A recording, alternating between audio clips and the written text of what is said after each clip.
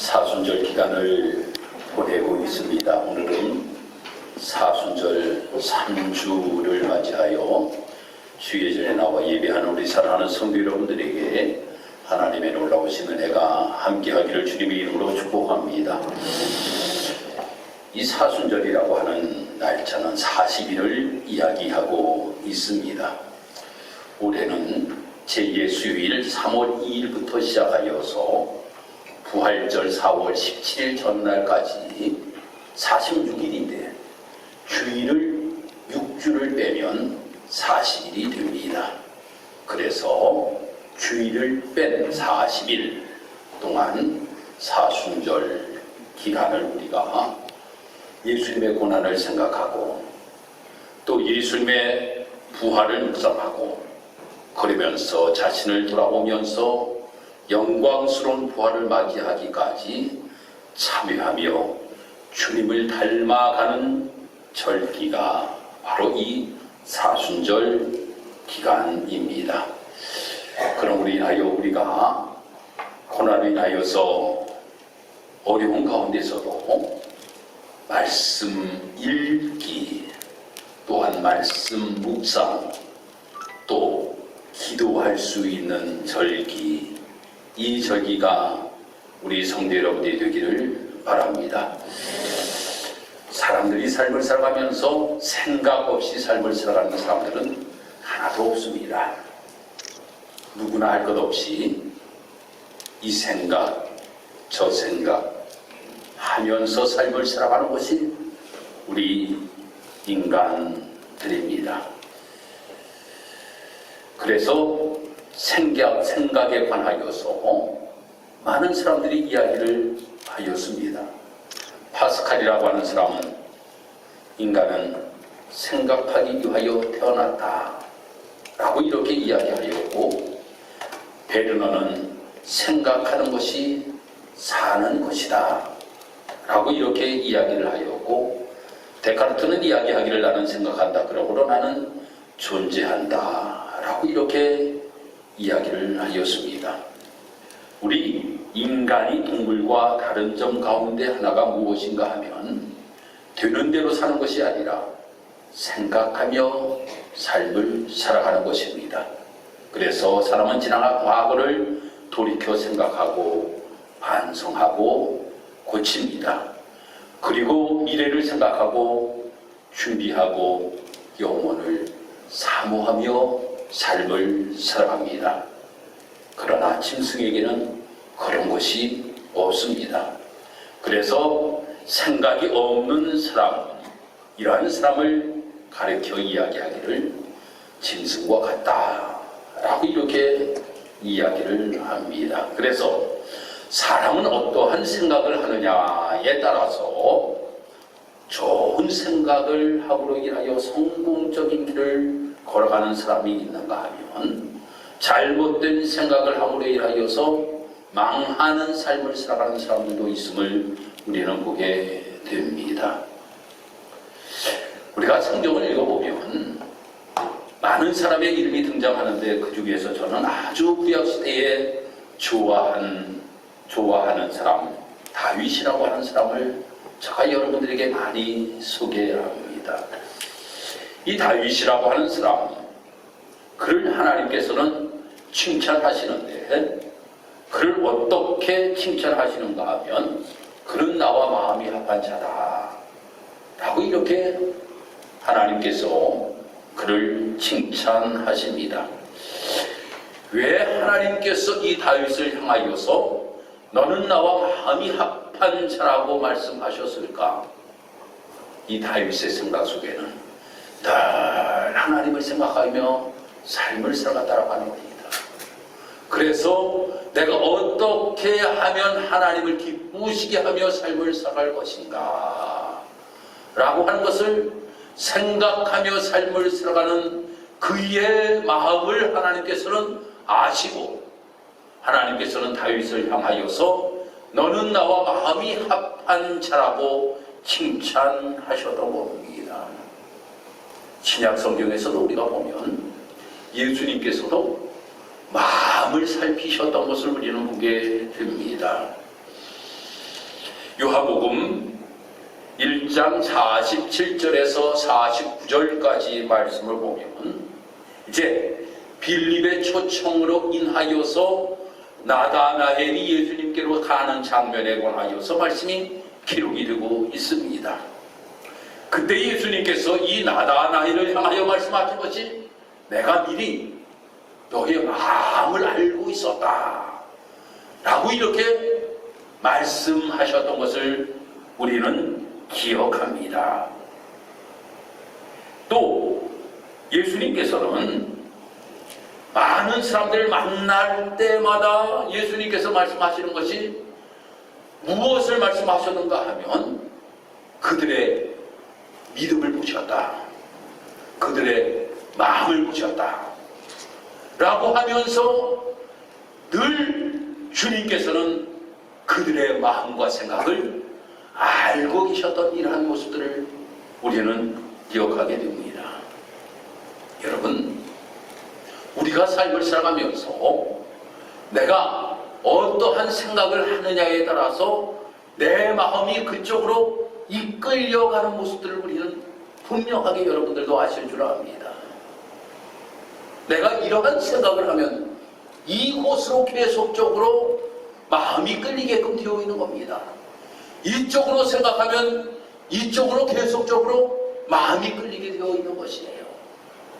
세상적인 것을 계속적으로 우리가 생각하면 세상적으로 끌려 삶을 살아갈 수밖에 없는 것이 우리의 모습입니다. 하나님 생각하며 삶을 살아가면 하나님께로 이끌려 삶을 살아갈 수 있는 모습이 우리의 모습이 된다라고 하는 겁니다. 그래서 우리가 삶을 살아가면서 어떠한 생각을 가지고 삶을 살아가느냐라고 하는 것이 참으로 중요한데, 사도 바울은 오늘 이 빌립보를 기록하면서 말씀한 것이 바로 무엇인가 하면 너희의 생각과 마음이 예수님을 향하여 삶을 살아가는 자의 모습이 되어야 된다 라고 하는 것을 말씀하고 있습니다. 그래서 그가 이야기한 것이 바로 무엇인가 하면 너희는 이 마음을 품으라고 그리스도 예수의 마음이니 라고 이렇게 말씀을 하고 있는 거예요.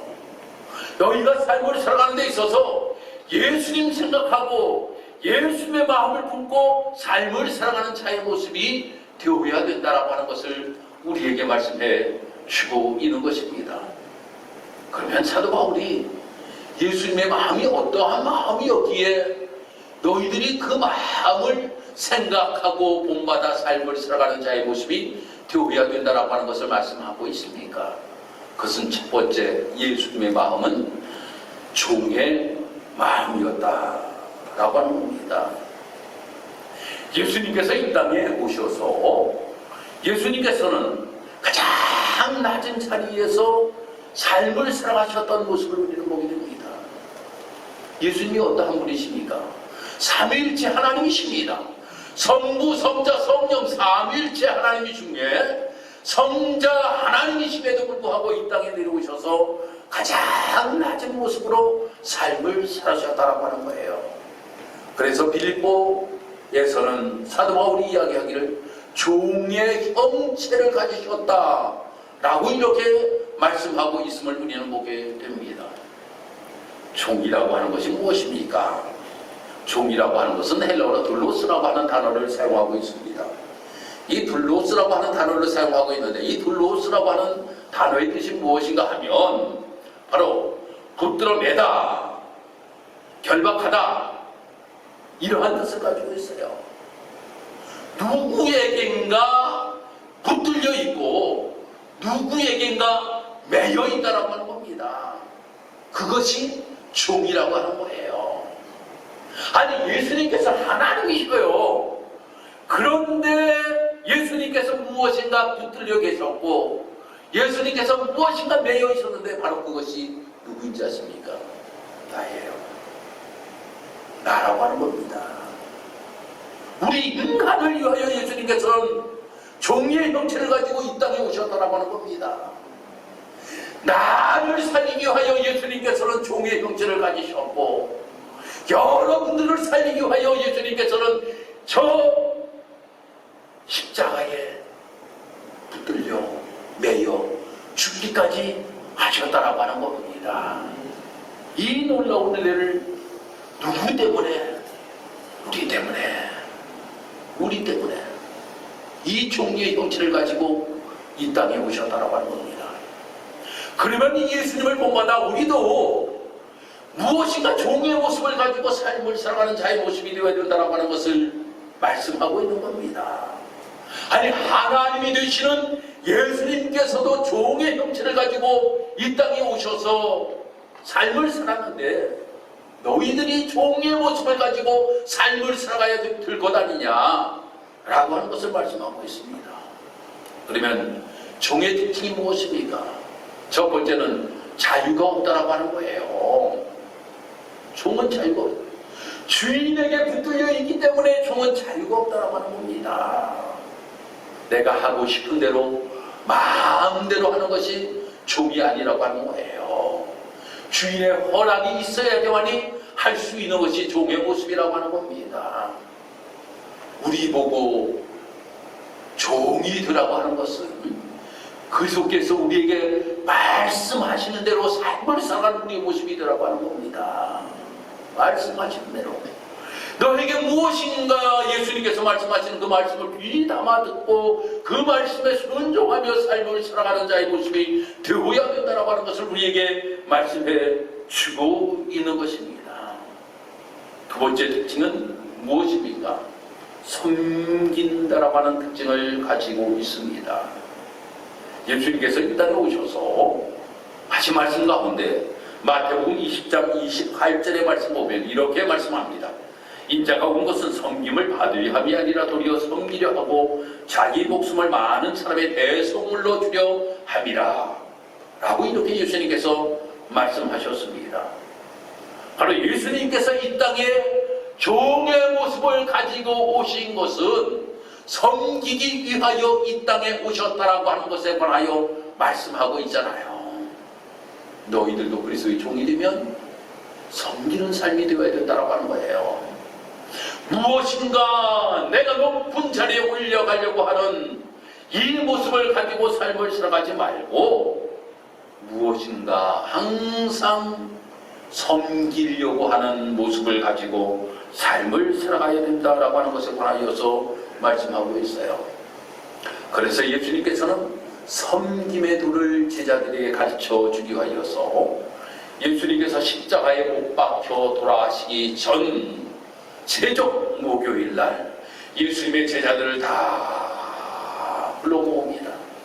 그리고 예수님께서는 그들에게 발을 씻겨 주십니다. 그때 베드로가 이야기합니다. 예수님, 어떻게 나에게 발을 씻겨 주실 수가 있습니까? 나는 발을 씻겨 주시는 것을 나는 허락지 못하겠습니다. 라고 이렇게 이야기합니다. 그때 예수님께서는 말씀하시기를 그들에게 무엇인가 교훈을 주기 위한 한 말씀을 하시잖아요. 그것이 바로 무엇입니까? 내가 너희를 섬기는 것처럼 너희들도 섬김의 모습을 가지고 삶을 살아가는 자의 모습이 되어야 된다고 하는 것을 말씀하고 계시잖아요. 바로 우리는 하나님의 종입니다. 우리는 그리스도의 종입니다. 종이면 우리가 해야 될 일이 무엇인가 하면 섬김의 본을 보이며 삶을 살아갈 수 있는 우리의 모습이 되어야 된다고 하는 겁니다. 그래서 종은 자유가 없어요. 섬기는 겁니다. 우리가 기도하면서 주님의 종으로 삼아주셨으니 감사합니다. 주의 종으로 삼아주셨으니 감사합니다. 그러면 두 가지를 행하며 삶을 살아갈 수 있는 모습이 되어야 된다고 하는 겁니다. 내가 하고 싶은 거 마음대로 다 하면서 내가 종이라고 이야기할 수가 없어요.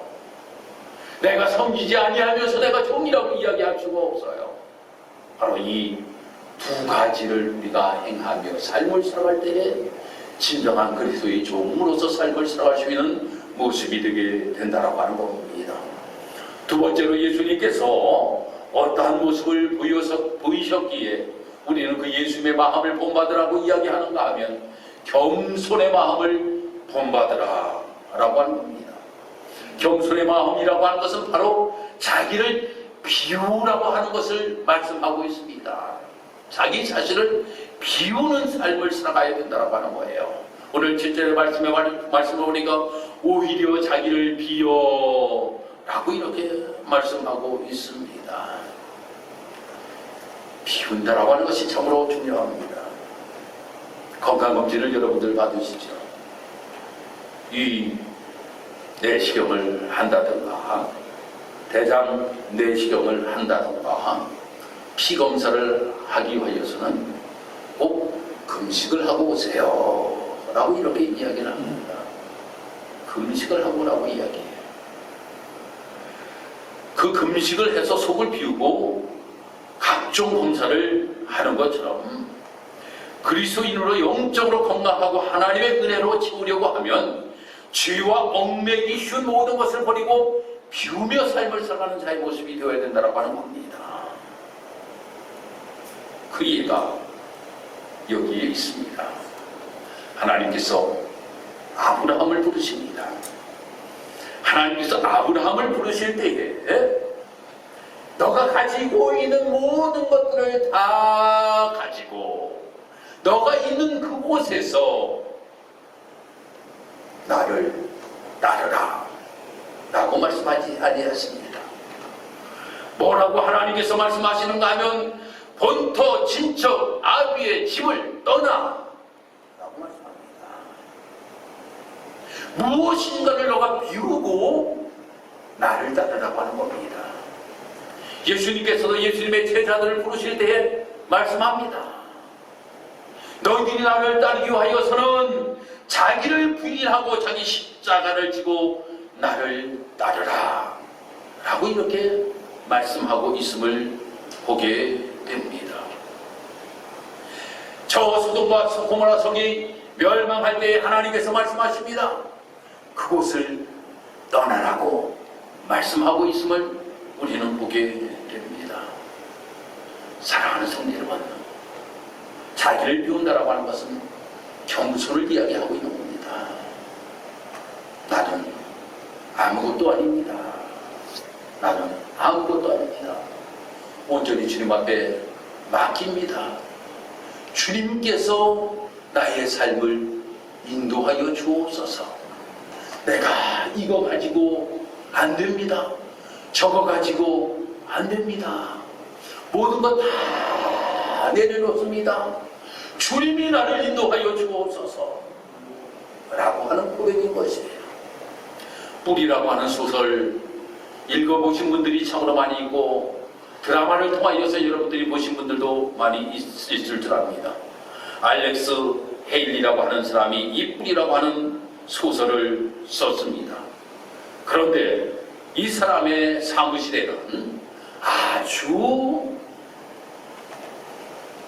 이상한 그림이 있었답니다. 그 이상한 그림이 무엇인가 하면 담장이 있습니다. 그 담장 위에 거북이 한 마리가 올라가 있는 그림이 있었답니다. 사람들이 참으로 이상하게 생각합니다. 아니, 저 그림은 무엇을 의미하고 있습니까? 저 담장 위에 있는 거북이가 무엇을 의지합니까? 무엇을 의미합니까? 라고 이렇게 물을 때 그는 이렇게 이야기를 해야 하더라고요. 선생님, 저 거북이가 혼자 저 담장 위에 올라갈 수 있었을까요? 누군가의 도움이 있었기 때문에 저 담장 위에 올라갔습니다. 사람들이 나보고 성공하였다라고 이야기하고 사람들이 나를 정말로 많이 칭찬하고 인하여 내가 더 교만한 모습을 가지고 삶을 살아갈 때가 참으로 많이 있습니다. 그럴 때마다 나는 저 그림을 봅니다. 내가 이 자리에 올 수 있었던 것은 하나님의 전적인 도움을 통하여 내가 이 자리에 올 수가 있었지, 나의 힘으로 이곳에 올 수 있었던 것이 결코 아니라고 하는 것을 늘 생각하려고 저 그림을 나는 저기에 올려놓았습니다 라고 이렇게 이야기를 하더라는 겁니다. 사랑하는 성도 여러분, 오늘 이 자리에 우리가 오게 된 것이 하나님의 전적인 은혜가 아닙니까? 하나님의 도움이 없으면 어찌 우리가 이 자리에 설 수 있고 우리가 삶을 살아갈 수가 있습니까? 다 뒤돌아보면 하나님의 은혜입니다. 하나님의 은혜로 말미암아 내가 여기까지 지금 오게 되었다라고 하는 겁니다. 마치 저 담장 위에 올라간 거북이의 모습과 같이 내가 그곳에 올라간 것이 하나님의 전적인 은혜로 말미암아 내가 거기에 올라갈 수가 있었다라고 하는 겁니다. 나의 도움자가 누구입니까? 하나님이십니다. 할렐루야. 나의 도움은 천지를 주신 하나님이십니다. 하나님이 나를 번쩍 들어서 올려놓으셨다라고 하는 거예요. 그러면 겸손해야지. 내가 올라가지 아니하고 나를 들어서 올려주신 분이 계신데 내가 교만한 모습을 가지고 삶을 살아가면 되겠습니까? 늘 겸손의 모습을 가지고 삶을 살아가는 우리의 모습이 되어야 된다고 하는 겁니다. 세 번째로는 예수님의 마음은 복종하는 마음입니다. 예수님께서 십자가에 못 박혀 돌아가시기 전에 겟세마네 동산에서 기도하십니다. 누가복음 22장 42절 보니까 이르되 아버지여 만일 아버지의 뜻이거든 이 잔을 내게서 옮기시옵소서. 그러나 내 원대로 마옵시고 아버지의 원대로 되기를 원하나이다 라고 기도하시는 장면이 누가복음 22장에 기록이 되고 있습니다. 예수님께서는 이 땅에 오실 때에 육신의 몸을 입고 오신 예수님이십니다. 성육신, 인카레이션이라고 이야기합니다. 예수님께서는 육신의 몸을 입고 이 땅에 오셨다고 합니다. 때리면 아프고 잠을 안 자면 졸리고 이러한 육신의 모습을 가지고 오신 분이 예수님이셔요. 십자가 형틀이라고 하는 것이 어떠한 형틀입니까?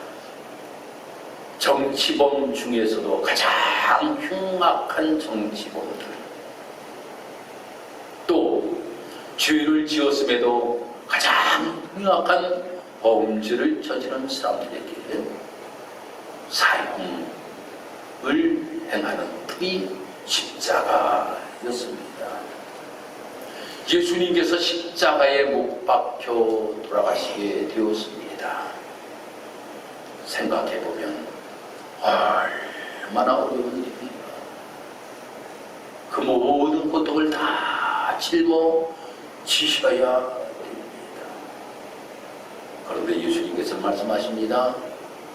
나의 뜻이 아니라 하나님의 뜻대로 이루어지기를 원하시고 있는 모습을 보게 됩니다. 우리나라 속담에 이러한 이야기가 있습니다. 소금 가마를 쥐고 물속에 들어가라 하여도 들어가라 라고 하는 이야기가 있어요. 그만큼 복종이라고 하는 것, 순종이라고 하는 것이 중요하다라고 하는 의미를 이야기하고 있는 겁니다. 여러분, 소금을 짊어지고 물에 들어가면 소금이 어떻게 되겠습니까? 다 녹아 없어져 버릴 것 아닙니까? 그런데 주인이 그에게 이야기하는 것은 소금 따위는 그렇게 중요하지 않다라고 하는 거예요. 너에게 얼마나 충성스러운 마음이, 복종하고자 하는 마음이, 순종하고자 하는 마음이 너에게 있느냐라고 하는 것이 중요하다라고 하는 겁니다. 예수님께서 하나님 앞에 이러한 복종을 하셨던 모습과 같이 우리가 말씀에 대하여서 이 순종과 복종의 모습을 가지고 삶을 살아가기를 원하시고 계신다라고 하는 겁니다. 우리는 이성적으로 모든 것들을 다 내가 결정을 해버리고 삶을 살아가는 경우가 너무나도 많이 있습니다. 말씀에서 이렇게 우리에게 말씀하고 있음에도 내 생각은 아닙니다. 말씀에서 이렇게 이야기하고 있음에도 불구하고 나는 내 생각은 절대로 아닙니다. 이것은 절대 복종이 아닙니다. 내 생각과 내 뜻대로 삶을 살아가는 겁니다. 이 생각과 이 뜻을 버리고 주님이 우리에게 말씀하실 때 그 말씀에 대하여서 복종하라고 합니다. 그러면 어떠할 때 우리가 복종할 수 있느냐? 권위를 인정할 때에 복종할 수가 있다라고 하는 겁니다. 여러분, 그냥 복종합니까? 권위가 인정될 때에 복종한다라고 하는 겁니다. 백부장이 예수님을 만났습니다. 백부장이 예수님을 만났을 때에 예수님께서 그 집에 가고자 할 때에 예수님 말씀만 하옵소서, 말씀만 하오시면 내 종이 깨끗하게 낫겠나이다 라고 말씀합니다. 라고 이야기해요. 그 이야기는 무엇입니까? 예수님의 권위를 저는 인정합니다. 이곳에서 말씀하신다 할지라도 모든 것들이 다 이루어질 줄 나는 분명히 믿습니다. 예수님의 권위를 인정하는 이 백부장의 모습을 우리는 보게 됩니다. 사랑하는 성도 여러분, 우리가 삶을 살아가면서 예수님의 권위를 인정하면 그 예수님께 복종하며 삶을 살아가게 된다고 하는 거예요. 왜? 주님께서 우리에게 나쁜 길로 인도하시는 분은 결코 아니시기 때문이라고 하는 거예요. 하나님께서 이삭을 바치라고 하였지만 이삭을 진정으로 죽이고자 하는 말씀이 아니었다라고 하는 겁니다. 예비해둔 짐승이 있었어요. 양이 있었다라고 하는 겁니다. 순양을 통하여서 하나님께서는 제물로 받으셨다라고 하는 겁니다. 무엇인가 하나님께서는 좋은 것을 우리에게 예비해 놓으신 하나님이시다라고 하는 겁니다. 순종하고 복종하면 내가 망하는 것이 아니라 나의 살 길을 열어주시는 놀라우신 은혜를 우리에게 베풀어 주신다라고 하는 겁니다. 할렐루야. 이 하나님, 이 주님, 거기에 대하여 본의를 인정하게 되면 우리는 분명하게 순종하고 삶을 살아가게 된다라고 하는 겁니다. 그리고 마지막으로 긍휼의 마음입니다. 27절의 말씀 보면 하나님은 긍휼을 베푸시는 하나님이시다 라고 말씀합니다. 여러분, 예수님께서 이 땅에 오셔서 가장 어려움을 겪는 사람들에게 함께 하셨습니다. 배고픈 자들에게는 먹을 것을 주셨습니다. 병들고 고통받는 자들에게는 고침을 주시고 고통에서 해방받게끔 하셨던 것을 우리는 보게 됩니다. 우리가 삶을 살아가면서 우리도 이러한 모습을 가지고 삶을 살아가라고 주님은 말씀하십니다. 오늘 새벽 시간에 야고보서 2장 말씀 우리가 함께 읽고 묵상하였잖아요. 거기에서 야고보서 기자는 이야기하기를 너희들이 삶을 살아가는데 믿음이 있노라 하면서 행함이 없는 자는 죽은 믿음이다 라고 말씀합니다. 그러면서 배고픈 자가 있으면 야 배불러 이야기하지 말고 먹을 것을 주어라.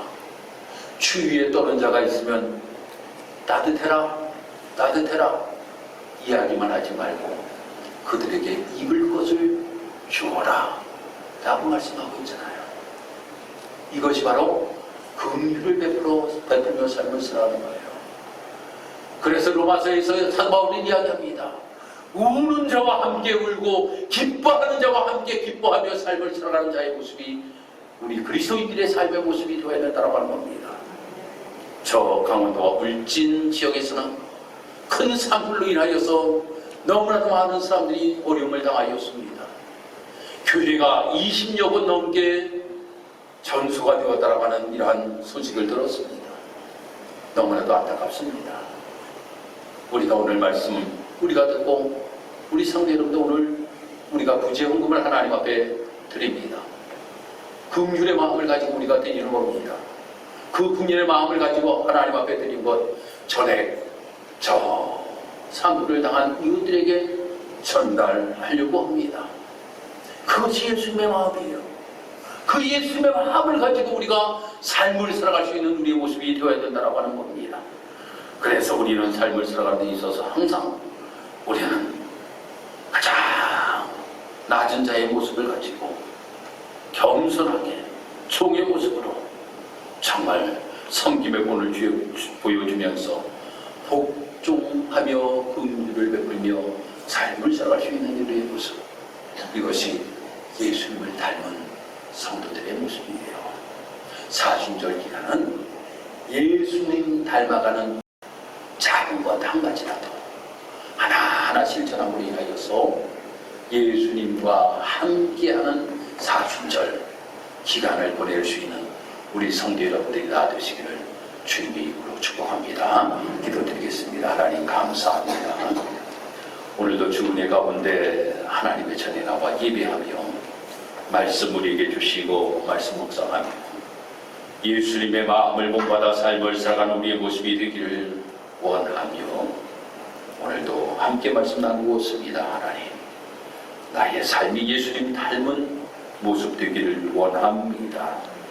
그리하여 안디옥 교인들이 그리스도인이라 칭함을 받았던 것처럼 우리가 그리스도인의 모습을 가지고 삶을 살아갈 수 있는 성도들이 되게 도와주옵소서.